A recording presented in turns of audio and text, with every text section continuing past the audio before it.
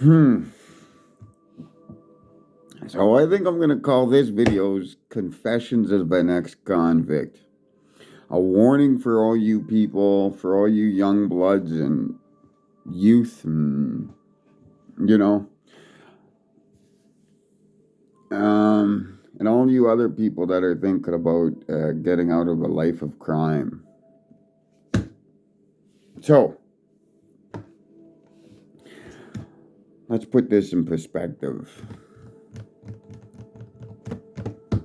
Actually, I can't because it's just so hard on.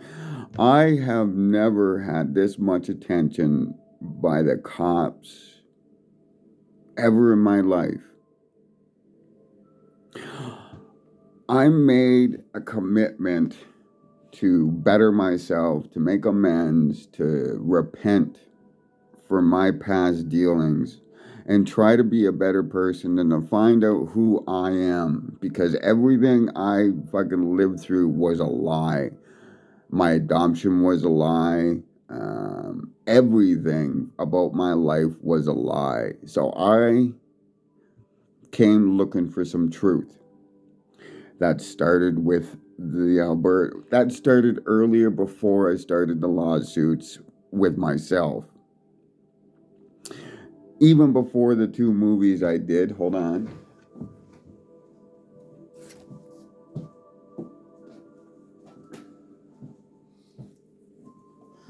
Even before I did this movie here, actually, he helped me out a lot because a lot of people say he's an asshole and everything, and it takes an asshole to know an asshole. But people fucking tend to concentrate on Dave's fucking whatever, being an asshole. But what they don't concentrate on is he was truthful. He was as straight can be. And Dave has a lot to do with my journey. Now, before I met Dave, I decided about fucking 8 years prior that I was gonna smarten up and I was gonna find a new path and I was gonna try to find this new path. So I came back to this city.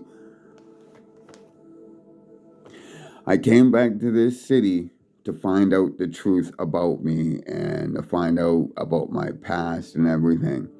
Upon doing that, I found out my whole entire life was a lie. Everything I knew was a lie when I started that fucking class action lawsuit. That sucked.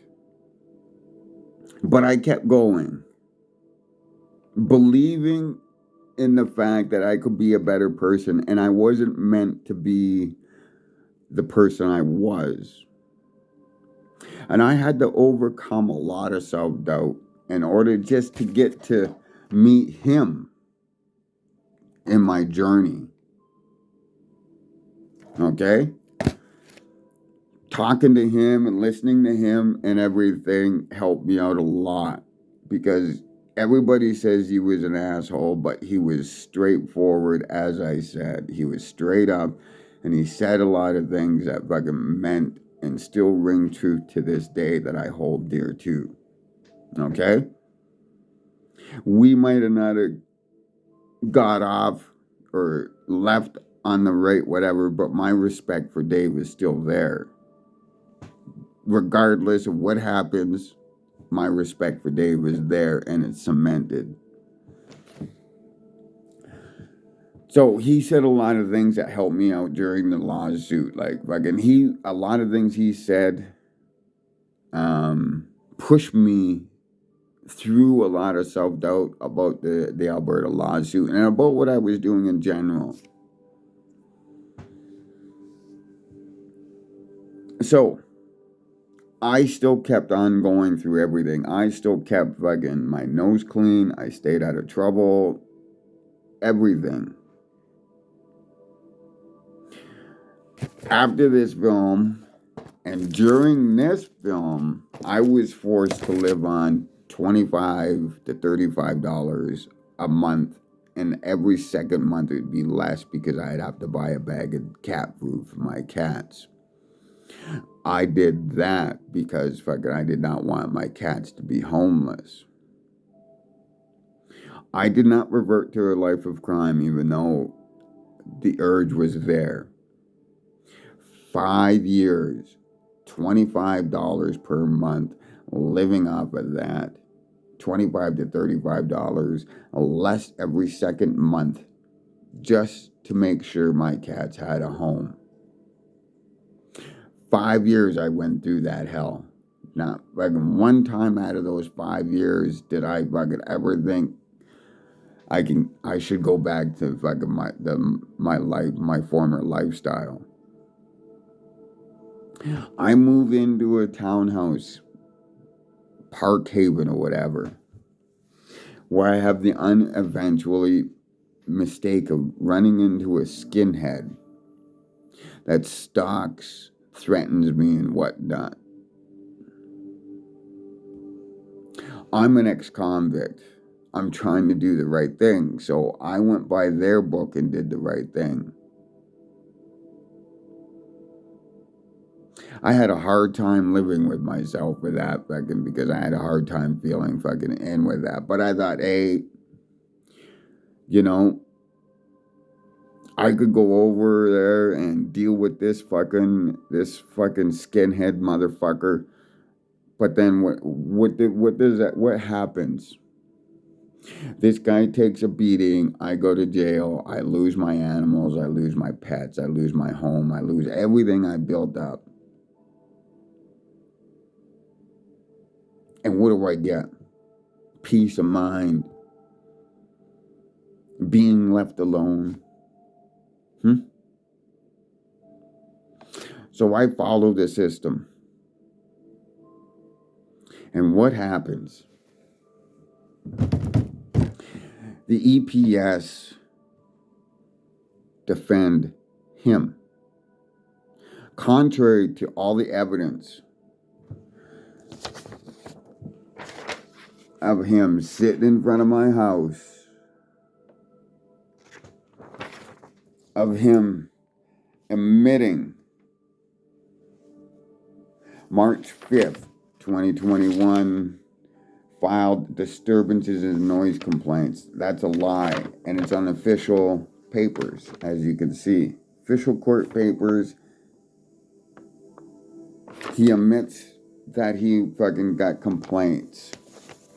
His restraining order, that the police, the Edmonton police, advised him to get against me when I called them because he was stalking, threatening, and everything about me, which is all on film and on my channel, and so you can see it for yourself.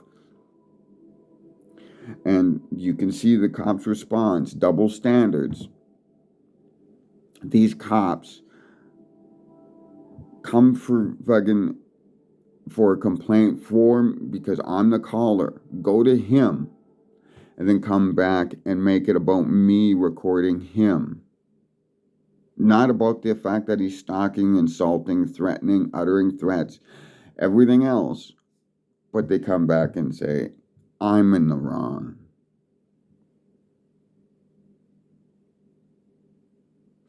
Is it because he doesn't have a criminal record and he's Caucasian and I'm Native and I have a criminal record and they decided that I'm the guilty one for calling them, for him assaulting me, stalking and whatever, so they defend him, advise him to get a restraining order against me.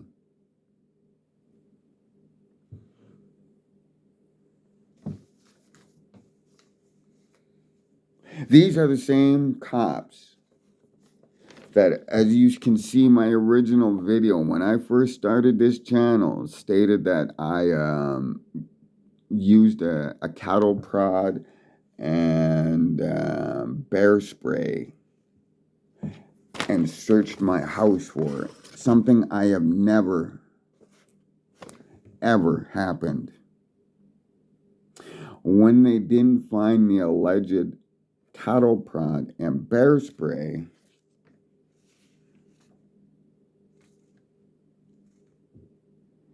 they thus then Whoops, I didn't.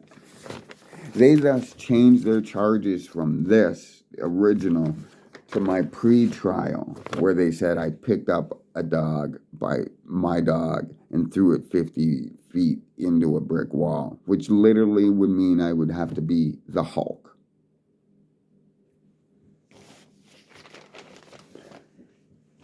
And they changed whatever.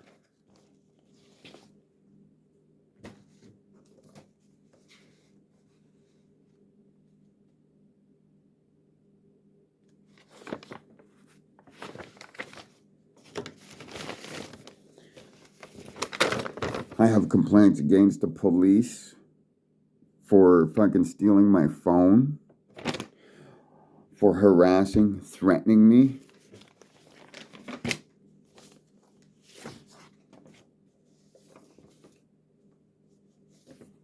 I've had to make a complaint to the Alberta Law Society about the prosecutor, Christian Lim, and his response to my complaint that was legitimized by the Alberta Law Society was to have me rearrested for the same charges for fictitious failing to appear and 4 other phantom charges. And he's still the prosecutor, so he issued the warrants and he's going to prosecute me for a second time on the same charges. How is that right? How is that fair? All this was ignored. Actual film footage of this individual and his mommy stalking me and assaulting me, but the Edmonton police didn't want to see it and don't want to acknowledge it.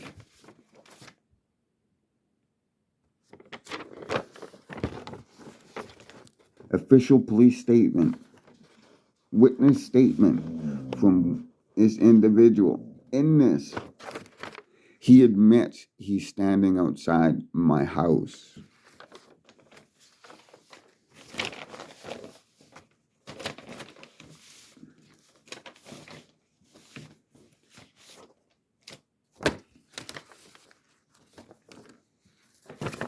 He's taken pictures of me while stalking me.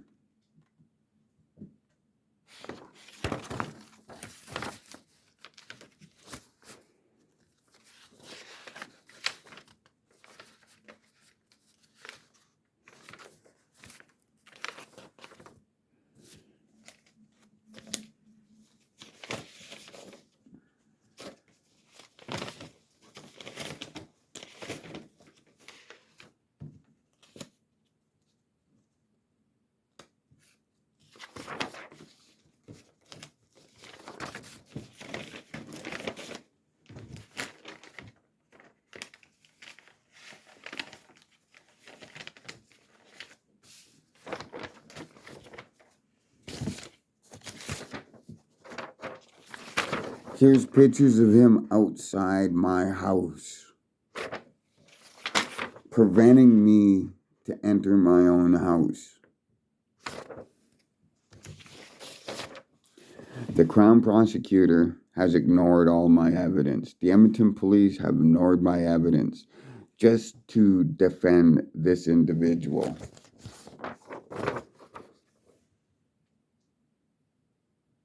Stalking me.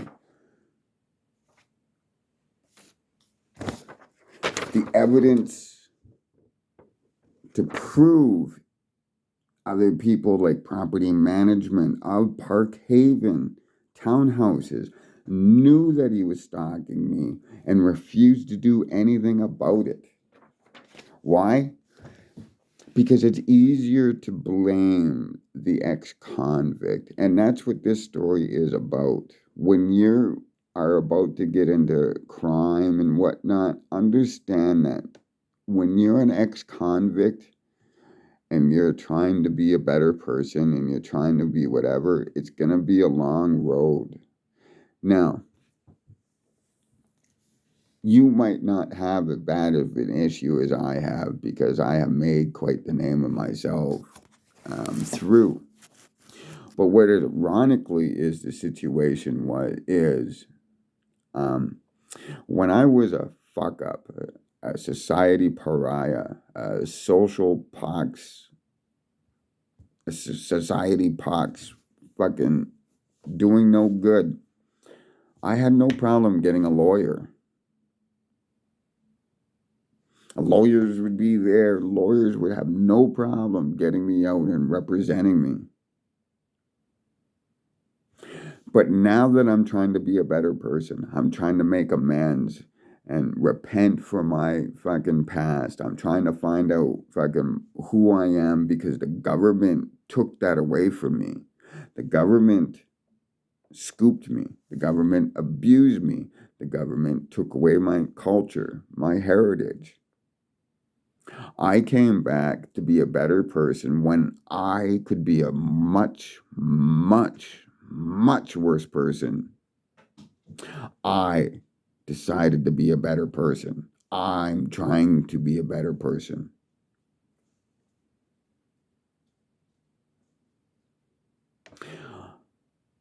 I've had more fucking cops up my ass trying to arrest me on these false charges than I did when I was a fuck up.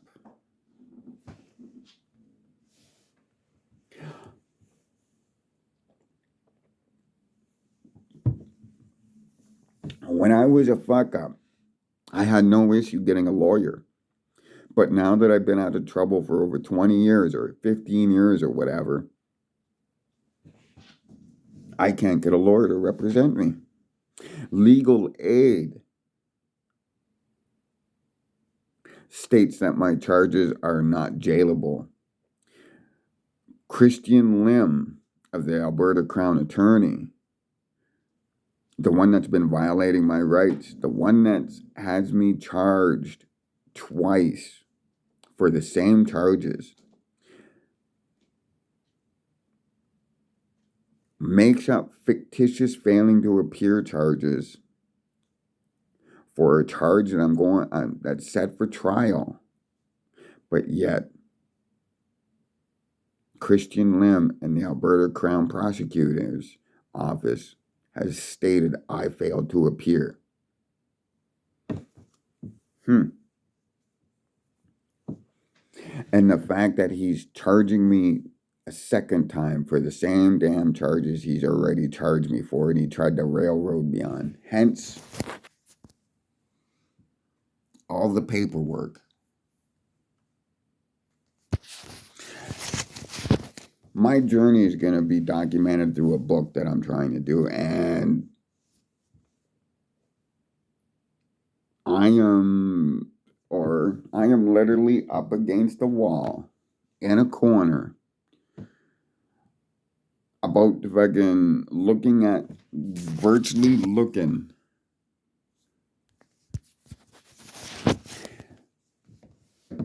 at my life being taken away by some racist, corrupt officers that have a bone to pick with me in the EPS that just see me as fucking, because I'm native, because I'm an ex-convict, they think, oh, he has no rights. He's not a fucking person. This is what we can do. We can falsely bring up these charges.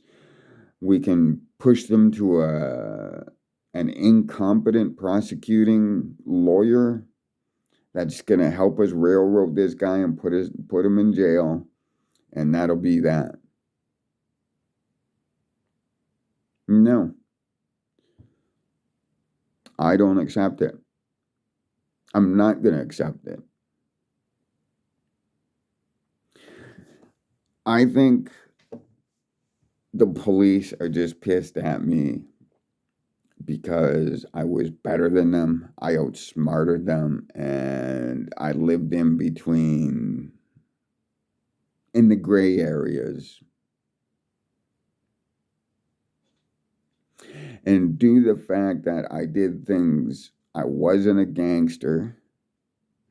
So when the police offer people that are known gangsters help to say, oh, we'll get you out of fucking, we'll get you out of this life and fucking whatnot. All you have to do is snitch everybody out that you know to us, thus putting a bullseye on your back for the rest of your life. That's how they think how they're gonna help you.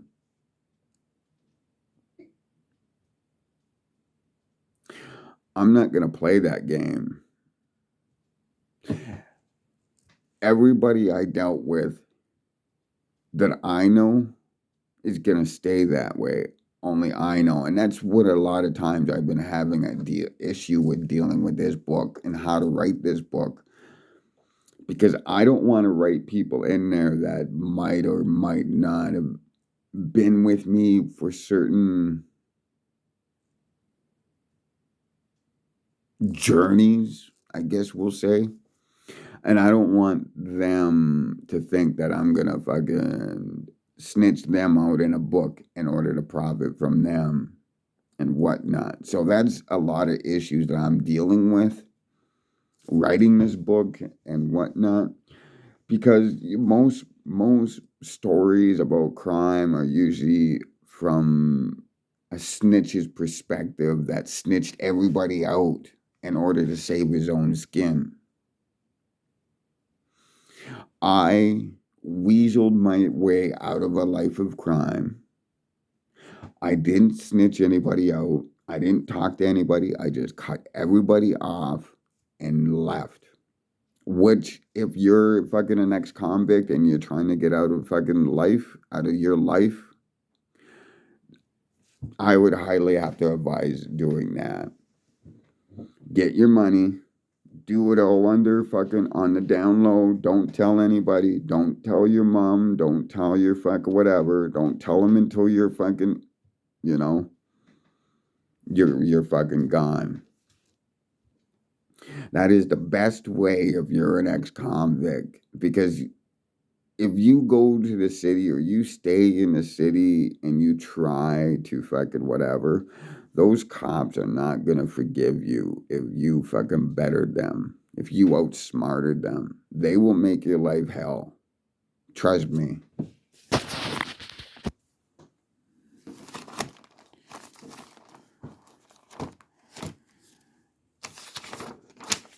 Like, seriously. And now, the funny thing about all this is these ignorant cops did what they did thinking that they can fucking, they're just gonna get away with it. That there's just gonna be fucking, and to a point I can see their point. Who's gonna believe me? An ex-criminal that's trying to better himself, that's trying to repent, that's gone through life, you know, over them. Now, if they've come out and they've tried to bury me with false allegations and saying how bad of a person I am and everything, and that's up for you to decide. Unfortunately, like the cops or anybody else that badmouths me, you can literally go on my channel and see for yourselves. Because I got nothing to hide. I was a bad person. I fully fucking admit to that. I don't ask for people's pity. I don't ask for people's sympathy. I ask for people's understanding. I ask for people to fucking, you know, did I want to be a bad person? No. I had to be in order to survive. I was a 14-year-old kid out on the streets after a life of abuse.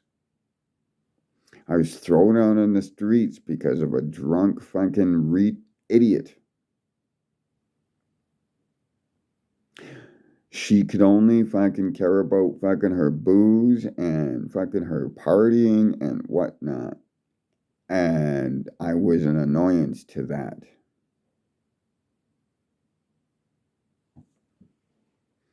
So I was thrown out of my home, or not even my home. I was thrown out for what? So somebody could drink. And how did she cover this up? Oh, he's a bad kid. I'm a bad kid for being abused, being set up by you to fail. You only adopted me so you and your legitimate children can get away from the abuser. So you stuck me in his path. And then when I get away from him, you say, oh, I love him. I'll take him back. And force me into being your slave labor and having to deal with your second husband who is a convicted pedophile and think that I'm going to get along with a convicted pedophile that fucking diddled his own fucking kid. And when I don't get along with that fucking piece of shit, and while you're drinking up a fucking storm, I'm the bad guy for taking care of my fucking allegedly adopted baby sister. While you guys go out to the bar, I'm at home taking care of her. A 15-year-old, a 16-year-old that didn't have time to deal with his own shit now has to deal with a convicted pedophile, a new adoptive fucking sister that's going through alcohol withdrawals. Everybody's fucking drinking around. I'm trying to protect my sister as supposed to be my job. And I'm the one that's kicked out of the house because I'm the inconvenience. I'm the one that says stop fucking waking my sister up at 2, 3 in the morning because you guys get back from the bar. I'm the one that has to take fucking beatings from your or fucking take a beating or allegedly take a beating from fucking one of your drunken fucking boyfriends. I kick his teeth in out of defense, and you kick me out on the streets at 15, 14, 15 years old with nothing. While this was going on, I was going through school issues. I was put on community service. So here I am dealing with this drunken bullshit at my home, going to fucking school from fucking regular school hours,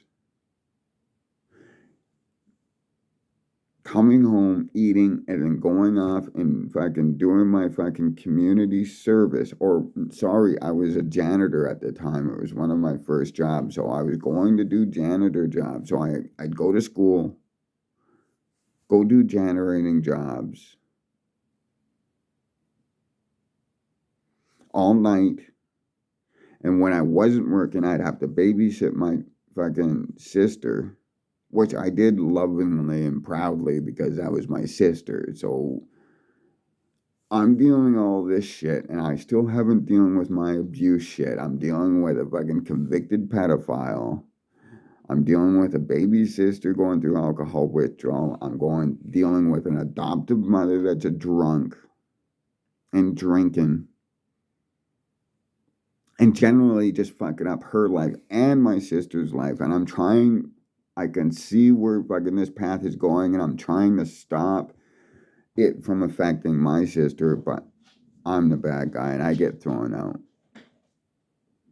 And this is kind of running theme of my life, because you'll remember in this movie when I was talking about being bullied and smashing that kid's head up and cracking his head up. Little beknownst to you is I was given detention for a week. So I think it was near the end of the week I was coming out of school. Now, Mackenzie School is lengthwise kind of. The gym was here. The fucking road was here. Medley Street, I do believe it was. Medley Street was here. Mackenzie School, CFB Cold Lake was here. The gym was here. The office was here. And then there'd be a fucking long fucking thing, like a fucking whatever. And there'd be another exit out this way. Now, since fucking I got that detention, I was fucking at the end of the week, I was coming out of this exit, and there was two kids that were fucking in front of Mackenzie School at the office where the gym is. There was a field there, and they were beating up this other kid. Now, I could have did one of two things. I could have fucking ignored and walked away and just fucking let those two kids beat up that other kid and whatever. Stupid me. I thought, well, that's not right. Fucking two fucking on one. So I went over there, grabbed the kid right by his face, and fucking started fighting him and whatnot. And the two kids went to their homes and said, oh, the fucking big bad mean guy fucking beat us up and bullied us and whatnot. And the kid that they were originally beating up and whatever agreed with them. I should have figured it out fucking when that incident happened, that fucking what was gonna fucking transpire the rest of my life. And it has. With all that's going on, I didn't decide to become a criminal because of fucking whatever. I became a criminal because survival. And I wasn't even a criminal. I sold drugs. I dealt with fucking other criminals. I didn't deal out of my box with fucking civilians. The only time I dealt with fucking civilians was to fucking get their money and give them drugs. Most 90% of my victims were other criminals.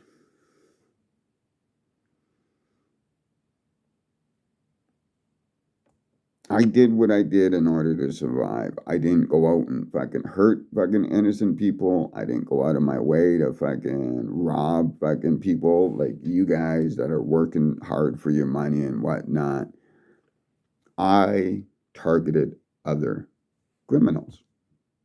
That's not an excuse and it's not a defense, but it is what it is, what they say. Now, I noticed that watching through jail and everything, people that are involved with other people have a harder time doing things. So that's one of the reasons I never became associated with other people.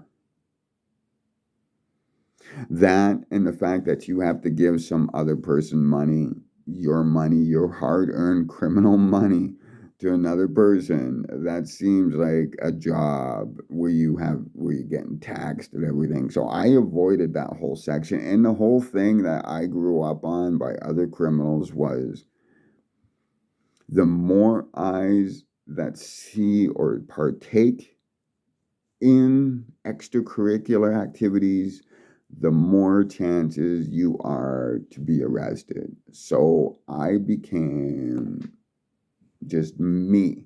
Hence, that's why they called me a criminal enterprise upon my own. Because I seen the writing on the wall a long time ago. Gangs were not for me because I am not a person that's just going to hand over my money to somebody else just because.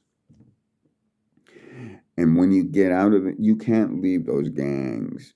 And I'm not a people person, but I've seen what the major issue is the cops, in order to help you, if you're involved in that lifestyle and you're trying to get out of that lifestyle, the cops are going to fucking force you to snitch everybody out and put a bullseye on your back for the rest of your life. That's not help. That's as far as I'm concerned, that's the exact opposite of help. So you're saying, how do I get out? How do I do it? I tell you to fucking make a clean cut. You got to leave that. You got to cut it clean. You got to cut it quick. It's like a Band-Aid. You got to pull that shit off fast and do it. You have the money. You just fucking get on a bus, get on a plane, and go. Worry about fucking everything when you land and you're in the new city and everything. But know that when you touch down in that new city, it's almost a new life. Nobody knows you. Nobody fucking whatever. So just enjoy that fucking peace and time. That is the one time where you have that little bit of time from when you go from one place to a new place where nobody knows you, where you can actually make a life for yourself. And then once you make that life, you can worry about your past catching up to you. You know what I'm saying? That's how you're going to be fucking get out of an ex-con. If you go to the system and they fucking whatever, all they're going to do is they're going to exploit you. They're going to exploit everything you want. And they're going to fucking truly fuck you. They're going to put a bullseye on your back and they're going to fucking use you.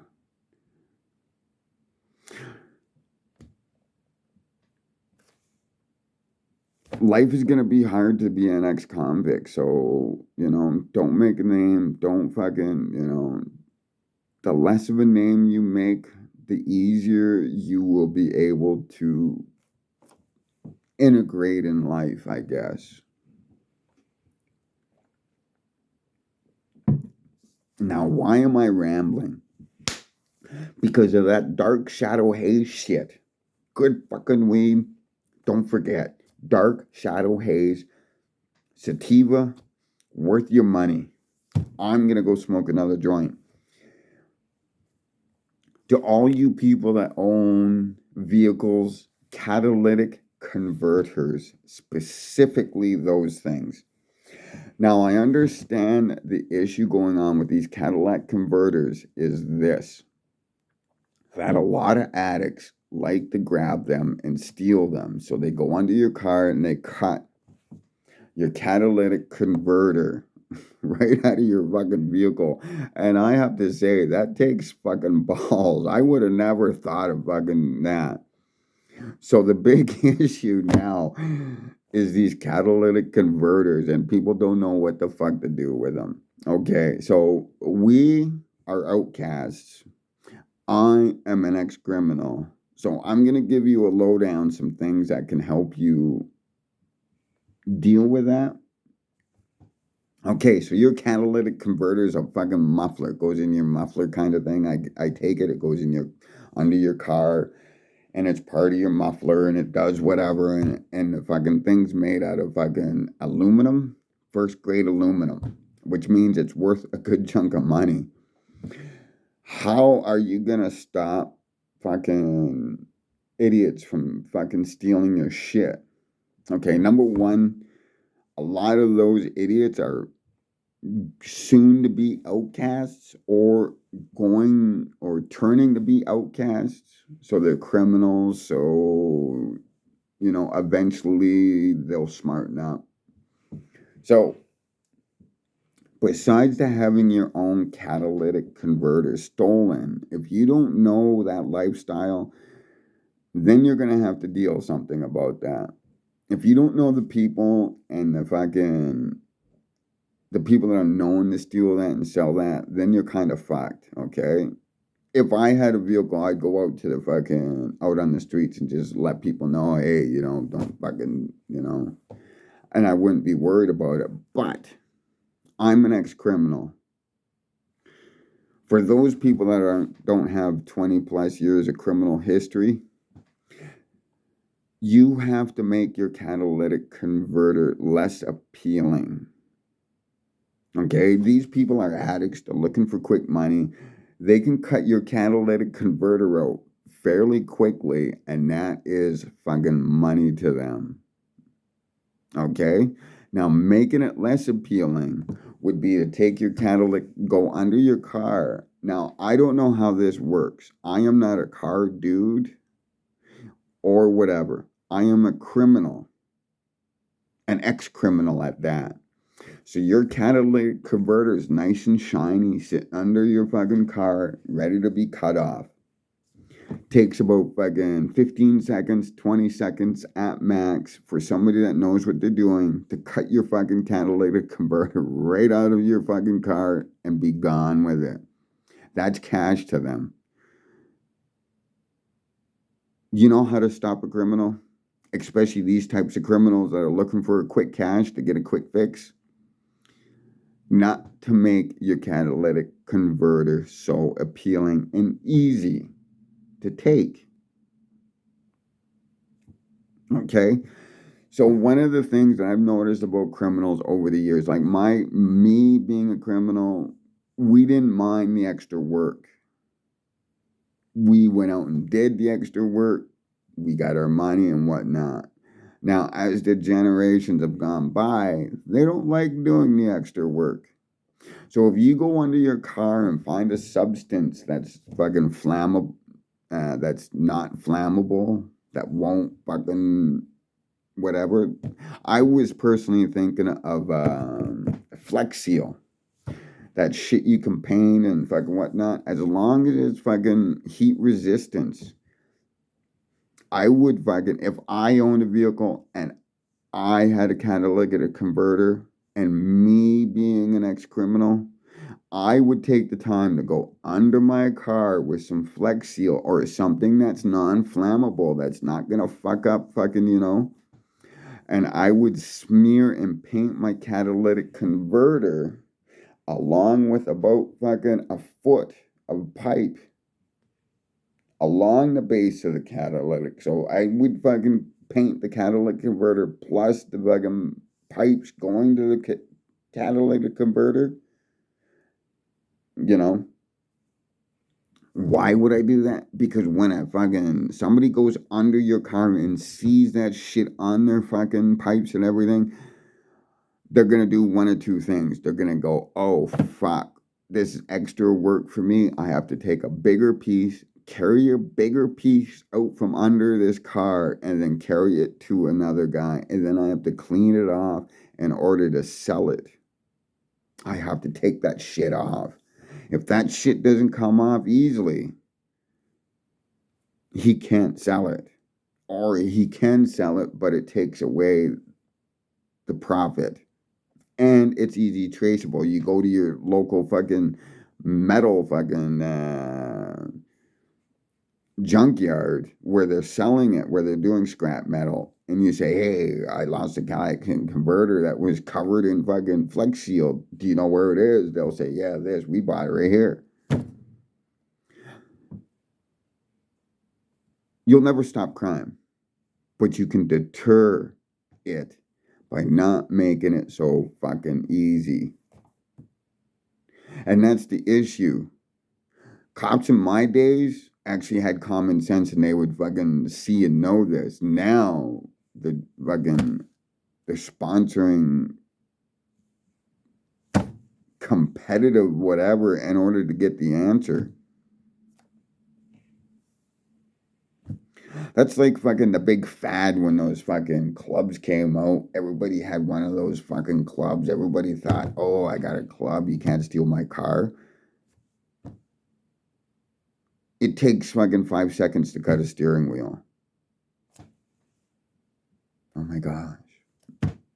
If you want criminal advice and you want to know how to not be a victim of crime, ask a criminal.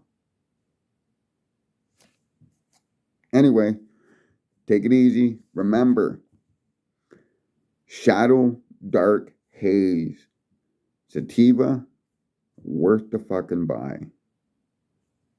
Have a great day.